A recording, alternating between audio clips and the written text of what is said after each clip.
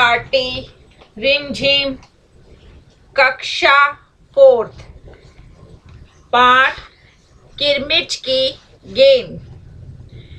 गर्मी की छुट्टियां थी। दोपहर के समय दिनेश घर में बैठा कोई कहानी पढ़ रहा था। तभी पेड़ के पत्तों को हिलाती हुई कोई वस्तु धम से घर के नीचे वाले बगीचे में गिरी। दिनेश आवाज से पहचान गया कि वह वस्तु क्या हो सकती है। वह एकदम से उठकर बरामदे की चिक सरकाकर बगीचे की ओर भागा।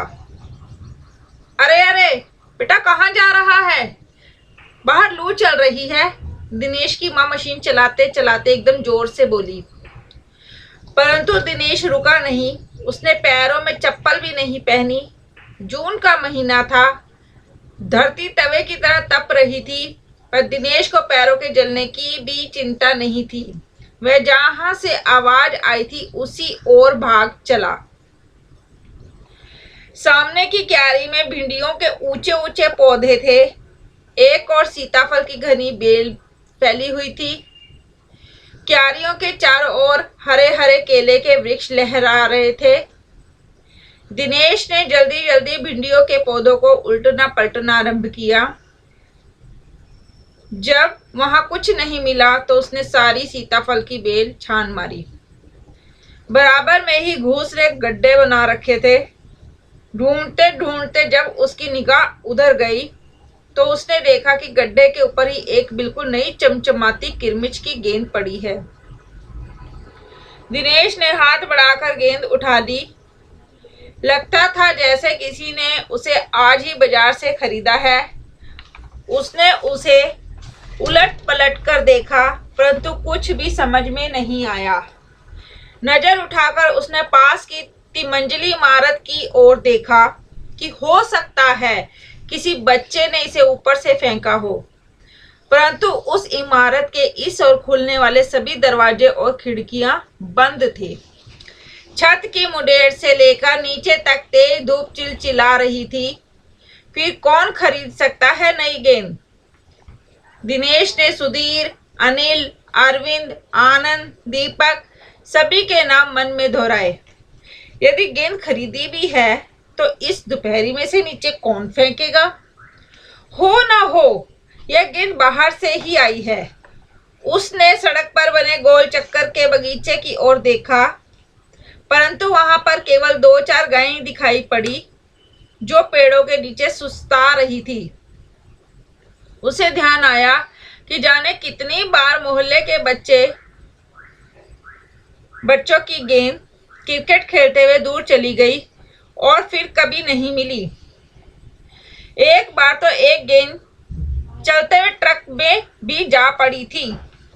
तभी भीतर से माँ की आवाज आई, अरे दिनेश, तू सुनेगा नहीं?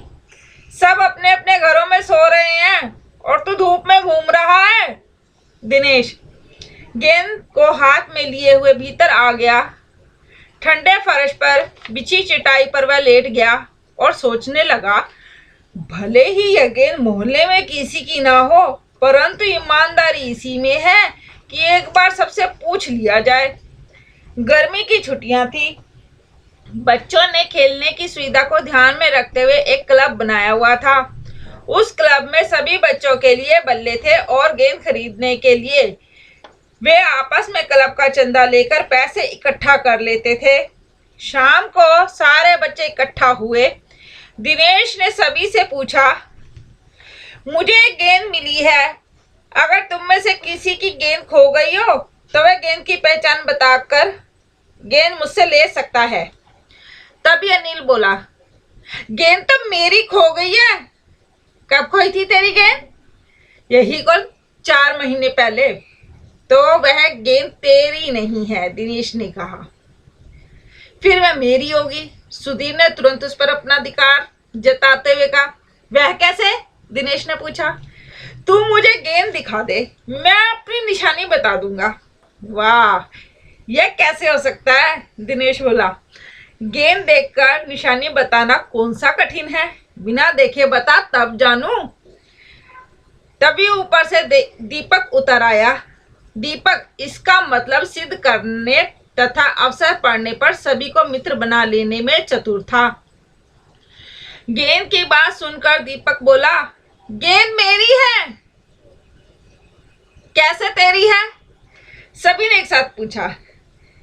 कल ही तू कह रहा था इस बार तेरे पापा तुझे गेंद लाने के लिए पैसे नहीं दे रहे हैं। मेरी गेंद तो 5 महीने पहले खोई थी, दीपक ने कहा। जब बड़े भैया की शादी हुई थी ना, तभी सुनील ने मेरी गेंद छत पर से नीचे फेंक दी थी। दिनेश अच्छी तरह जानता था कि यह गेंद दीपक की नहीं है। दीपक की गेंद 5 महीने पहले खोई थी और यह कभी भी नहीं हो सकता कि गेंद 5-6 महीने पड़ी रहे और उस पर मिट्टी का एक भी दाना ना लगे। दीपक ने कहा, मैं कुछ नहीं जानता, गेंद मेरी है, वह मेरी है और सिर्फ मेरी है।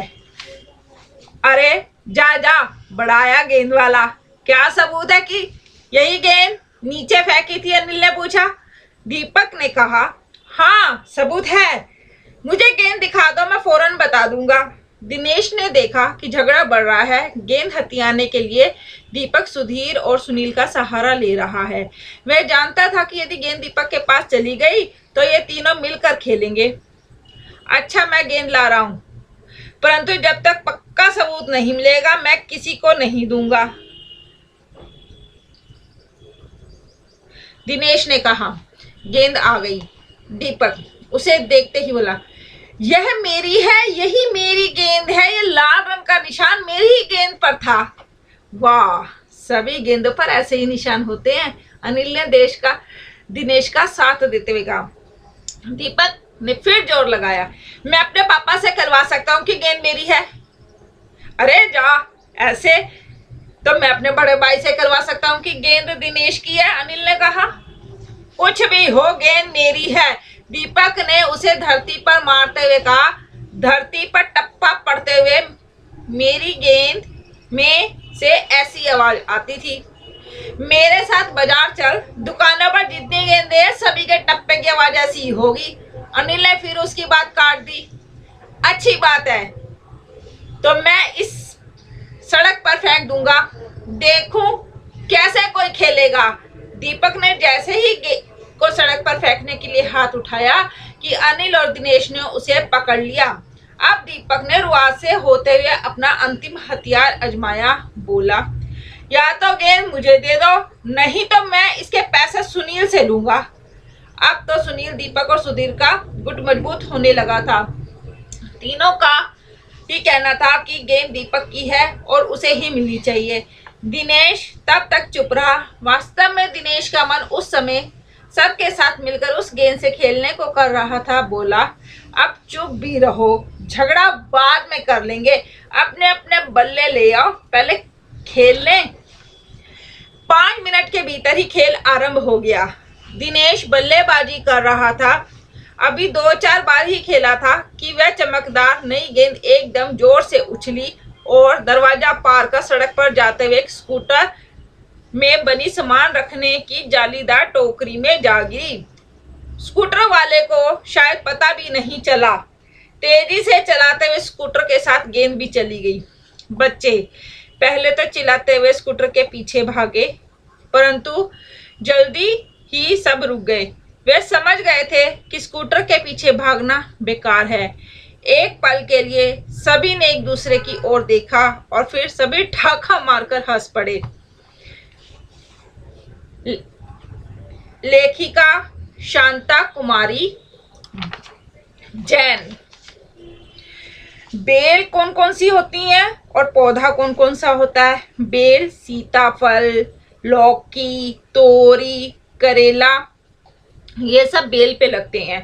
पौधा भिंडी, गोभी, बैंगन, मिर्च, टमाटर, इनके पौधे होते हैं। जिस मकान में 2 मंजिलें हो उसको दो मंजिला कहते हैं। जिस स्कूटर में 2 पहिए हो उसे दुपहिया कहते हैं। जिस झंडे में 3 रंग हो उसे तिरंगा झंडा कहते हैं। जिस जगह पर 4 राहें मिलती हो उसे चौराहा कहते हैं। जिस स्कूटर में 3 पहिए हो उसे तिपहिया स्कूटर कहते हैं। इस पाठ के प्रश्न उत्तर डिस्क्रिप्शन में दिए गए हैं, एक बार पढ़ जरूर लीजिएगा।